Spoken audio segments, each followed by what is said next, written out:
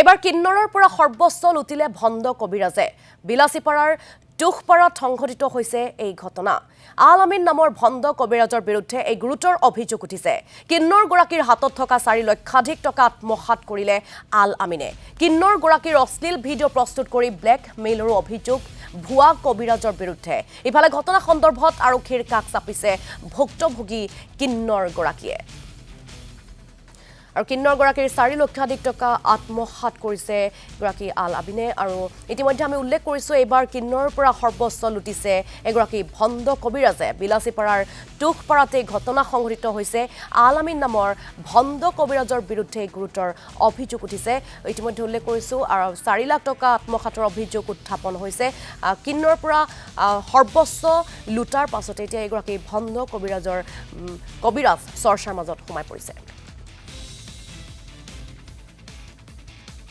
মই তুষপাৰাৰ মুস্কান কৈ আছোঁ মই আগত কিন্নাৰ আছিলোঁ কিন্নাৰৰ পৰা মই দিল্লী কেটি হস্পিটেলত অপাৰেশ্যন কৰি খানি মই ছোৱালী হৈছোঁ ছোৱালী হোৱাৰ পিছত কুটকুটাৰ আলামিন কবিৰাজৰ লগত মোৰ 1 বছৰ মান হ'ল তাৰ লগত মোৰ প্ৰেম চলি আছে তাই মোক কৈছে তক বিয়া পাতিম এনেকা কৈ খানি মোৰ লগত অবৈধ সম্পৰ্ক কৰি তাই ভিডিঅ' কৰিছে ভিডিঅ' কৰি তাই মোক ধমকি দিয়ে যে তোৰ যিমান পইচা আছে মোক দে নাহিলে মই কিছত ঢালিম ভিডিঅ'গুলো গুগলত ঢালিম তা মই কি কৰিম মই বাধ্যত তাক পইচা দি দিছোঁ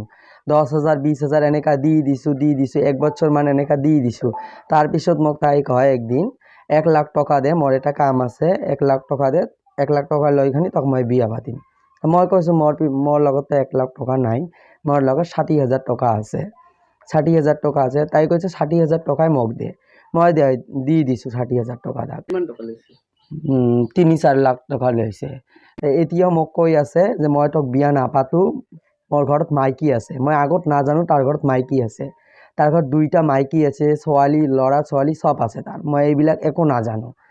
এতিয়া মোক কৈ আছে তই ঘৰৰ পৰা ওলাইলে তক মই মাৰিম তক ৰাতি যাই খানি ঘৰৰ পৰা উঠাই লৈ আহিম